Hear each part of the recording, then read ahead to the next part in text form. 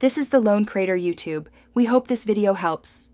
You begin by positioning yourself in the correct space, model, or the target viewport, so the clip affects the right area.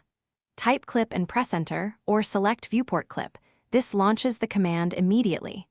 Choose whether to use a rectangular, polygonal boundary, or an existing closed polyline. Each method is faster for different situations.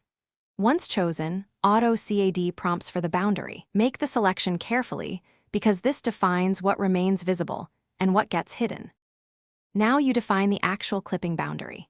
If you picked rectangle, click corner 1 then corner 2, simple and precise for viewports.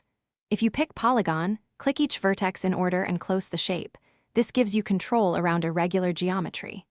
If you select an existing closed polyline, make sure it's fully closed or the command will fail.